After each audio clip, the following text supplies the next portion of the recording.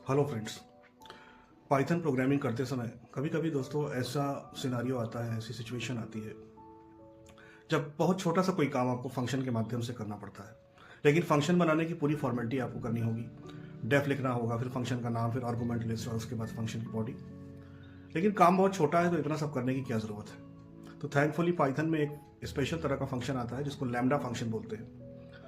और lambda function से हम पूरे फंक्शन को एक ही लाइन में लिख देते हैं। और दूसरी लैम्डा फंक्शन की खास बात यह है कि इसमें फंक्शन का कोई नाम नहीं देना होता।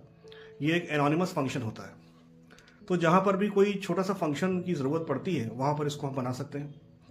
और इसका सिंटैक्स भी बहुत सिंपल है और एक ही लाइन में लिखा जा सकता है। यहाँ पर हम प्रैक्टिकली इसको देखने की अब कोशिश करते हैं। आइए दोस्तों, हम प्रैक्टिकली इसको देखते हैं कि लैम्डा फंक्शन और नॉर्मल फंक्शन में क्या अंतर होता है और लैम्डा फंक्शन किस तरह से फ़ायदेमंद हो सकता है।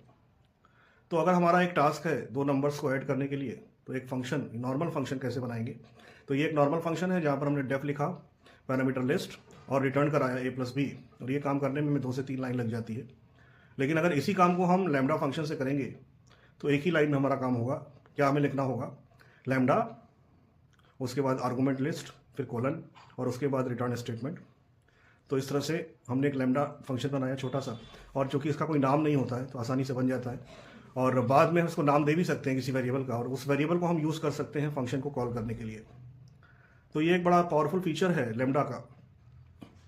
लैम्डा फंक्शन का पाइथन में, जिसका कि यूज़ करके फंक्शन की बॉडी को छोटा किया जा सकता है अगर फंक्शन का काम बहुत बड़ा नहीं है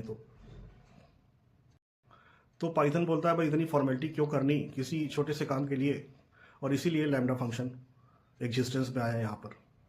दोस्तों, अगर ये वीडियो आपको अच्छा लगा है तो आप इस वीडियो को लाइक करिए।